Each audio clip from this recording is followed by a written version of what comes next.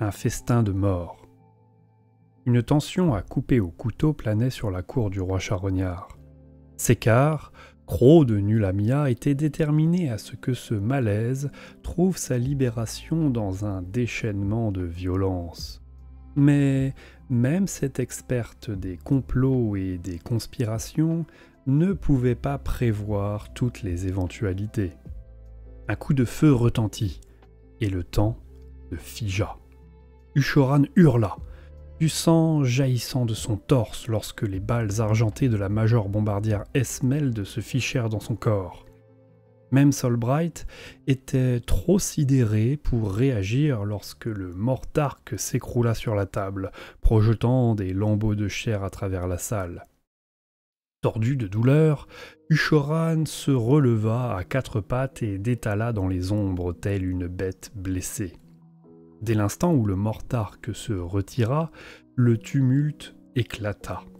Telle une lame tirée de son fourreau, les ghouls se ruèrent sur leurs ennemis en poussant des cris frénétiques. Esmelde, qui, selon Sécar, n'avait nécessité qu'une infime suggestion hypnotique pour déchaîner sa haine des morts, fut rapidement taillée en pièces. Les cannibales submergèrent les Sigmarites, tandis qu'une caporale paniquée criait à ses soldats de gagner la sortie et de tuer tout ce qui leur bloquerait le chemin. Ourdir une tentative d'assassinat contre le roi de l'été avait déjà été envisagée par les conspirateurs. Gormain y rechignait, mais il comprenait la logique. Ushoran était imprévisible dans ses accès de sentimentalité chevaleresque, prêt à jouer l'hôte prodigue, même en présence de dangers manifestes. Cependant, si les ghouls ne désobéissaient jamais à un ordre de leur suzerain, elles se jetteraient sur quiconque le menacerait, et les Sigmarites faisaient d'excellents boucs émissaires. Un hurlement fit pivoter Sécar juste à temps pour voir sa servante Miras se faire décapiter par un monstre des cryptes bouffi. D'autres, Nulamiens, étaient attaqués.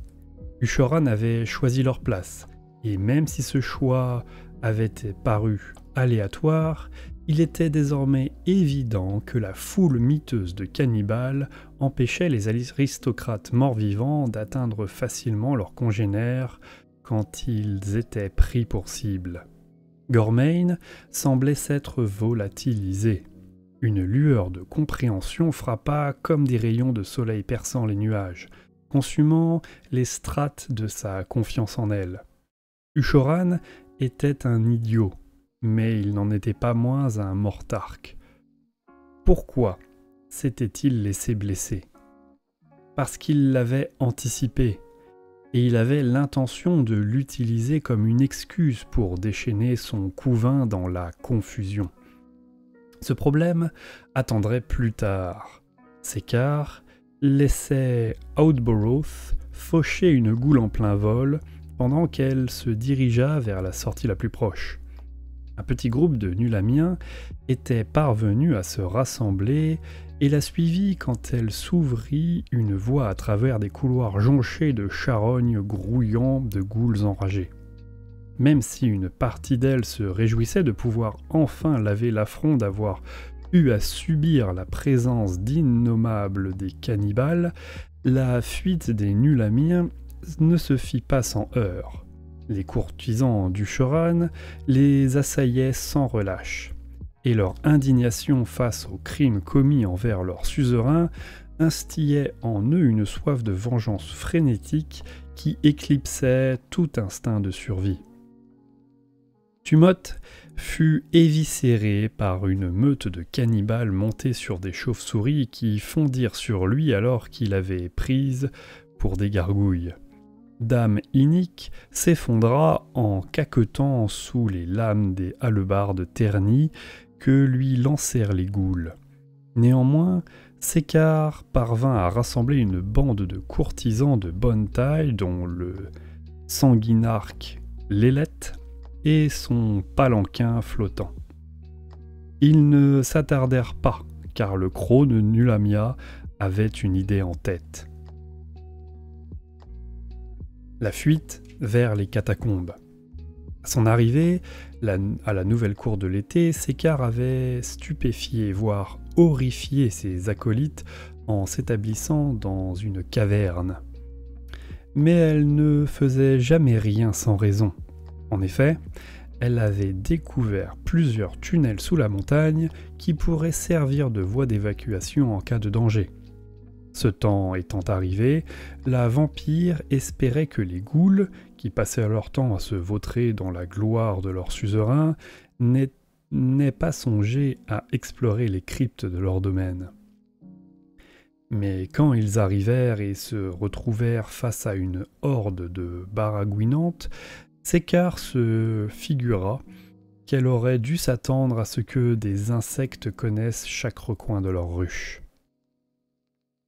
Plus que la vermine qui leur barrait le passage, plus que l'obséquieux sire Albarth, ce fut la silhouette loqueteuse du juge suprême Gormain qui interpella Sécar. Un sentiment semblable à du regret menaçait de percer le voile de fureur froide et de mépris. Même si son co-conspirateur était odieux, Sécar lui reconnaissait la vertu d'avoir conservé un certain décorum.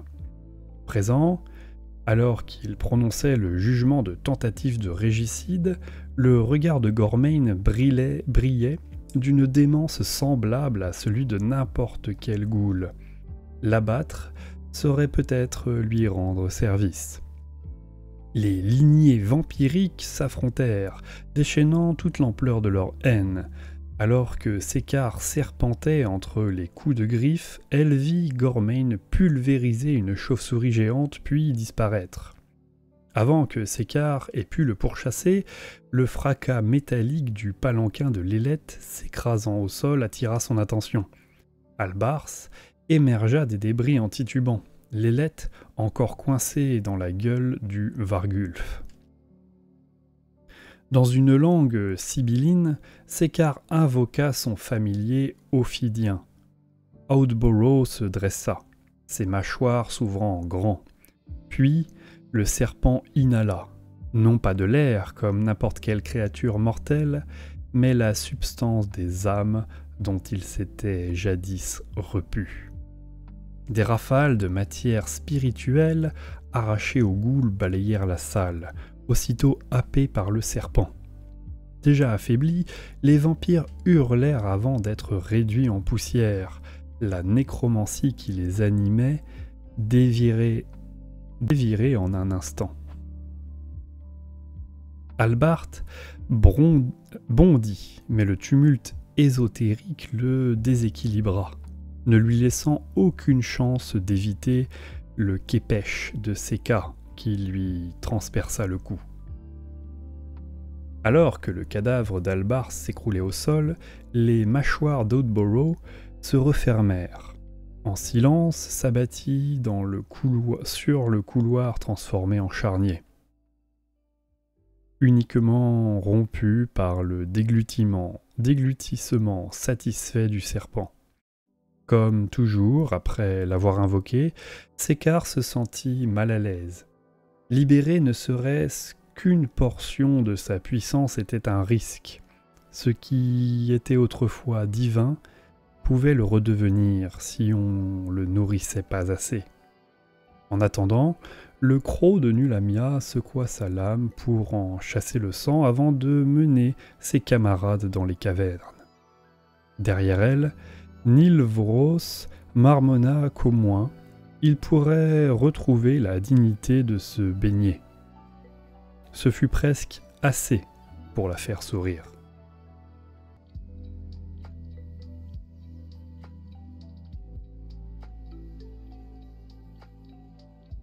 Bas les masques. Astrea Solbright était une guerrière mue par une volonté de fer.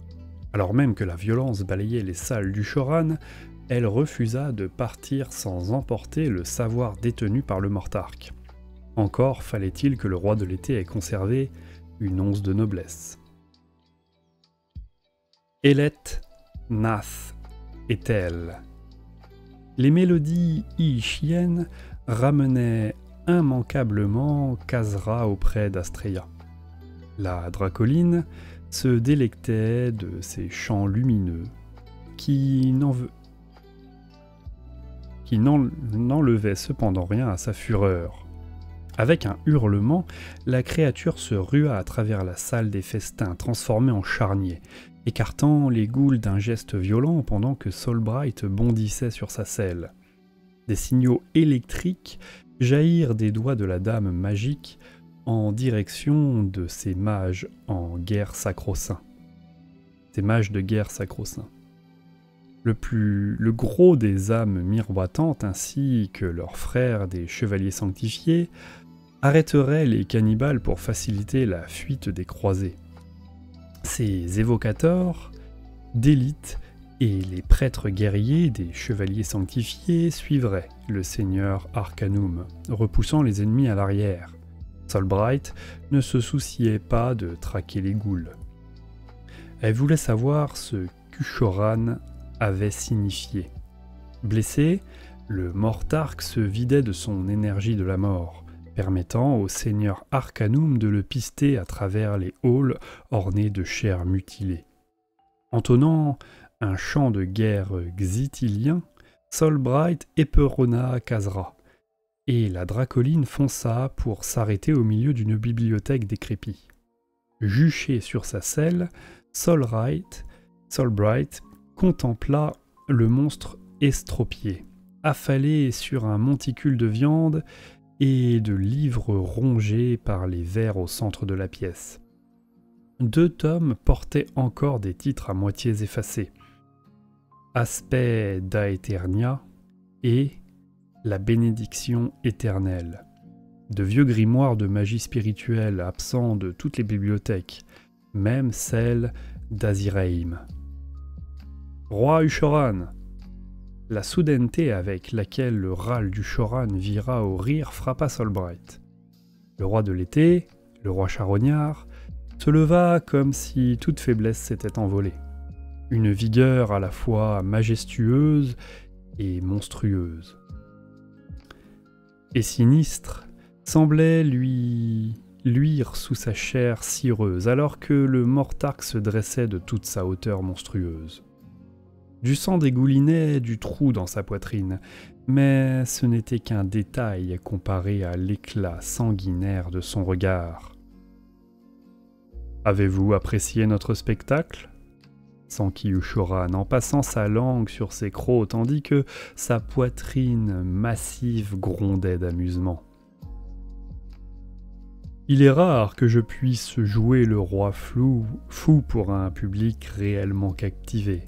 Ces soirs-ci, mes sujets manquent de discernement et nos cousins à la cour ne voient que ce qu'ils veulent.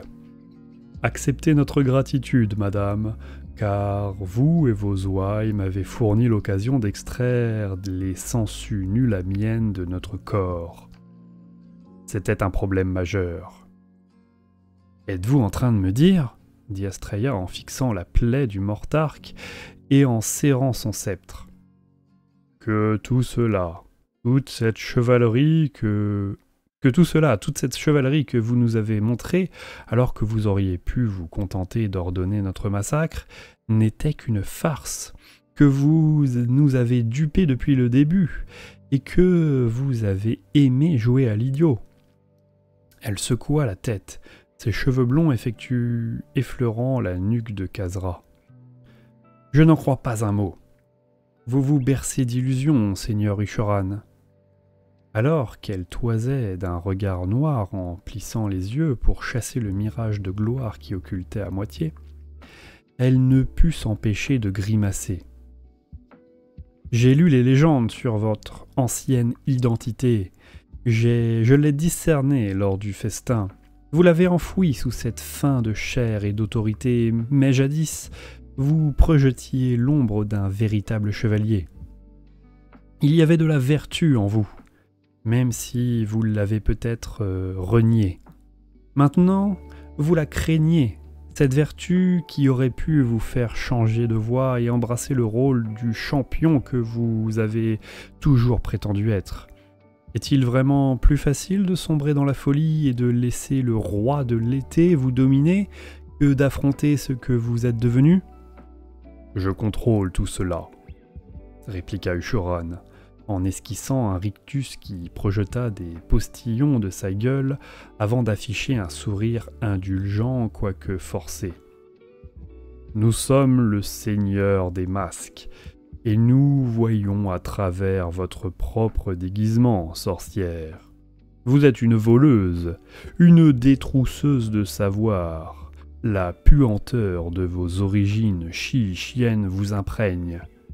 Et maintenant, vous venez piller nos secrets, ou plutôt ceux du sombre paladin, un autre masque que j'ai depuis longtemps laissé tomber. Alors que ses camarades éternels s'engouffraient dans la salle, arme à la main, Solbright tenta une dernière fois de lire dans les pensées du Shoran, mais c'était comme tenter de scruter le sol océanique au beau milieu d'un tsunami. Les cannibales dégénérés qui avaient commencé à émerger de chaque fissure et grouillaient au milieu des colonnes et des rayons ne lui facilitaient pas la tâche. Enfin, le roi charognard ricana et désigna la pile de livres moisis à ses pieds. « Si vous désirez notre savoir, je vous en prie, prenez-le.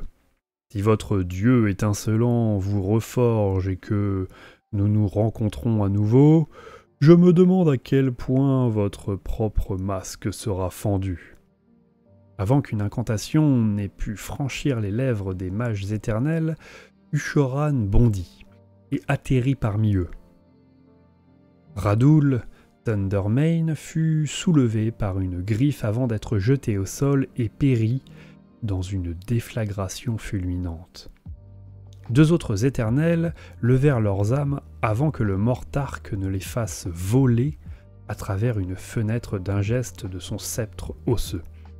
Un troisième fut mordu et tranché en deux, Ushoran riant quand sa gueule fut roussie par la foudre. Astrea profita de cette distraction pour éperonner Khazra en direction des grimoires. Elle pouvait sauver. Elle pourrait sauver. Un poing massif brailla le bras d'Astrea et l'arracha à sa selle. En atterrissant, elle se cassa les dents.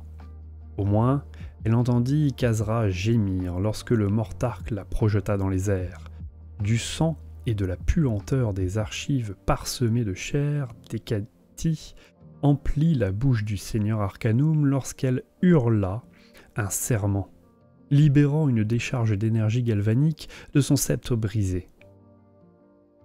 L'odeur de la chair calcinée assaillit ses narines quand Ushoran rugit, sa cape de cuir et de visage grimaçant prenant feu. Le monstre s'approcha d'elle, ses griffes la lacérèrent, contournant ses entrailles pour débiter son corps en morceaux et dévorer sa chair bénie par l'orage. Mais malgré toute sa faim, Ushoran ne se précipita pas. Un long moment s'écoula avant que la décharge crépitante de sa désincarnation ne libère Astrea. Mais avant qu'elle ne se produise, Astrea eut tout le temps de crier.